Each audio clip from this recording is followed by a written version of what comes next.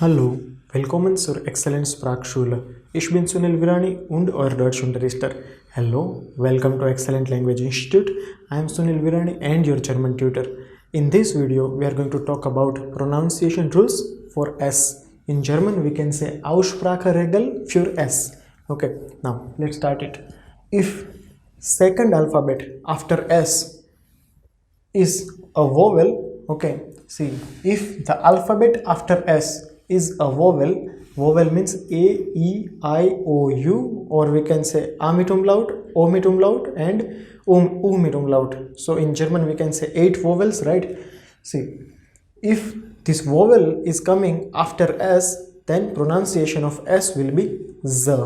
See, Z like Z, right? So Z in English like zero, okay? So now let's take examples. Zum Beispiel sagen, okay.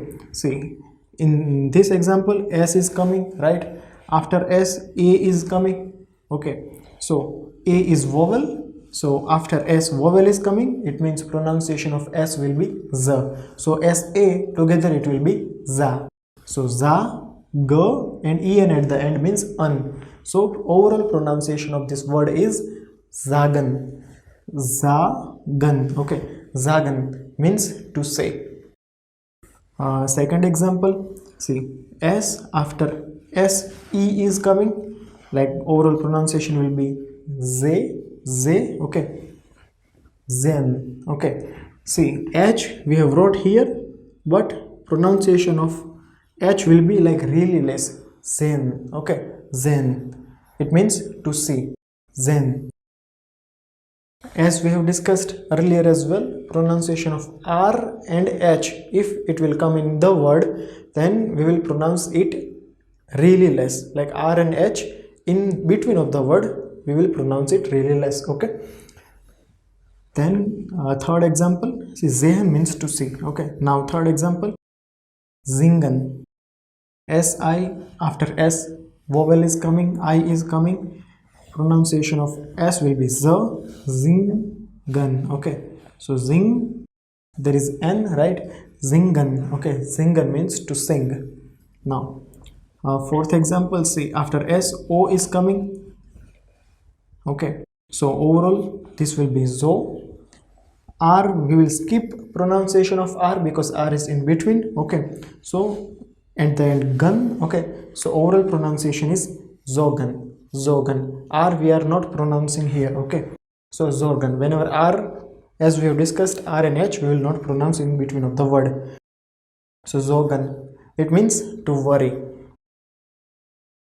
Fifth example, see, SU is zoo. See, now CH we have pronunciation of CH is sh or k, right? But here before CH, I is not coming, E is not coming, U is not coming, S is not coming, or any umlaut is not coming. It means pronunciation of CH is K. So, suchen. Suchen means to search. Now, if this is not the condition, then what will be the pronunciation? If you know programming language, then we can say if and else, right? If these conditions are met, then pronunciation will be z.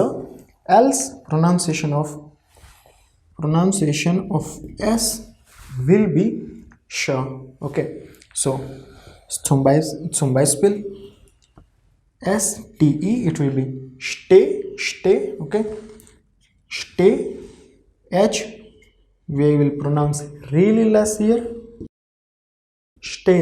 Stehlen, okay. Stehlen, it means to steal. Stehlen. Another example, see, SPIE, okay, it will be spie, okay. Spielen at the end, okay. So overall pronunciation is spielen, spie, okay. Spielen, it means to play. We will repeat: sagen, sehen, singen, sorgen, suchen, stehlen, spielen. So I think concept is clear. After S, vowel is coming, pronunciation is S, else pronunciation is sh. Okay, and yes, remember this as well, that whenever two S is coming, like double S is coming, pronunciation will be S. This we can say asset as well. Asset and like asset and double S is same. So whenever double S will come, then pronunciation will be S. For example, Essen, right? Essen. So here pronunciation of S is S, right? Pronunciation of double S is S. We can take another example as well. Now Mensa, see, we are not talking about this, we are talking about like S and A. Like, see, in all of this example, word is starting with S. Let's have another example in which word is not starting with S and after S vowel is coming. So here after S, A is coming, vowel is coming.